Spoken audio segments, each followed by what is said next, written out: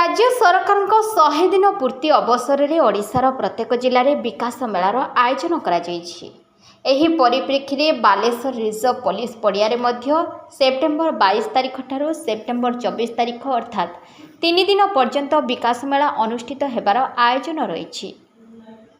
सभा प्रारंभ बालेश्वर विभिन्न प्रकल्पर कला विकास केन्द्र छोट छोट पिलामानकु नहीं सांस्कृतिक कार्यक्रम होइथिला।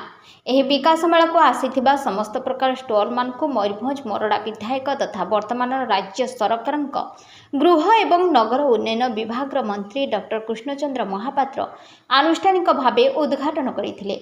परे परे मंत्री आयोजन होइथिबा साधारण सभा जोगदे भारत एवं राज्य उभय सरकार तरफ आसुथिबा प्रकल्प यथा धान क्विंटाल पिछा 3100 टंका, समृद्ध कृषक योजना रे धानर सर्वनिम्न सहायक मूल्य रे क्विंटाल पिछा अधिक 800 टंका को वृद्धि, यह द्वारा 20 लाख कृषक उपकृत हेबे। प्रधानमंत्री आवास योजना रे केन्द्ररू मिलुथुबा 1,50,000 एवं राज्य सरकार पक्षर मिलुथुबा 50,000 टंका को 1 लाख टंका को वृद्धि करी समुदाय प्रधानमंत्री आवास योजना रे 2,50,000, प्रधानमंत्री सूर्य घर मागणा, राज्य रे बिजुली योजनार कार्यकारी हेबो। पीएम किसान योजना लागू हेबा सह नुआखाई ठारू सारा राज्य रे लागू हे 46 लाख कृषकों को 2,000 टंका लेखाएं दियाजिबा सह शिल्प क्षेत्र में व्यापक पदक्षेप निया जायछि।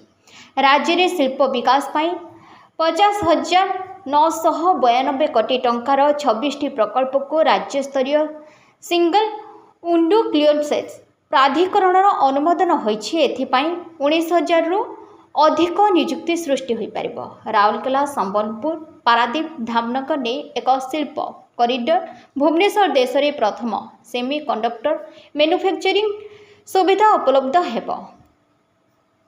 5 वर्ष रे 1.5 लाख नियुक्ति प्रतिश्रुति मध्य पूरण हेबो। राज्य सरकार 100 दिन पूर्ति अवसर में दिया जाइथिबा प्रतिश्रुति सबको पालन करा जाउछि बोली मंत्री कहिबा सह विभिन्न प्रकार सरकारी कार्यर समस्ते केमिति उपकृत हेबे से विषय रे पुंखानुपुंख भावे आलोचना करिथिले। स्टॉल सबको उद्घाटन समय मंत्री नजर पड़िथिला जलेश्वर ब्लॉक माखिड़ियारो आसीथिबा हस्ततंत्र उपरे। मंत्री नीचे हाथ तियारी टसर साड़ी सबको देखि हाथ तियारी टसर साल विषय रे पचारि बुझिथिले। मंत्री सह बालेश्वर लोकप्रिय सांसद तथा भारत सरकार पूर्वतन मंत्री श्री प्रताप चंद्र षडंगी, रेमुणा विधायक तथा राज्य सरकार उप मुख्य सचेतक श्री गोविंद चंद्र दास, सदर विधायक श्री मानस कुमार दत्त, नीलगिरी विधायक श्री संतोष खटुआ, राज्य सरकार पूर्वतन मंत्री तथा वर्तमान सिमुलिया विधायक श्री पद्मलोचन पंडा, जिलापाल श्री सूर्यवंशी मयूर विकास,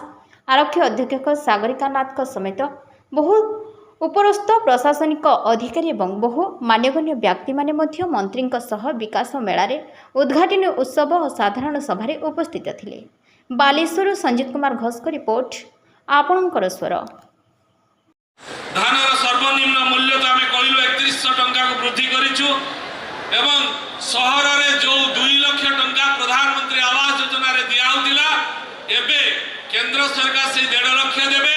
आमे मध्य ओडिशा सरकार जो 50,000 दउतिला ताकू आमे एबे 1 लाख टंका देबु एवं 2.5 लाख टंका समुदाय प्रधानमंत्री आवास योजना रे आमे देबु तथा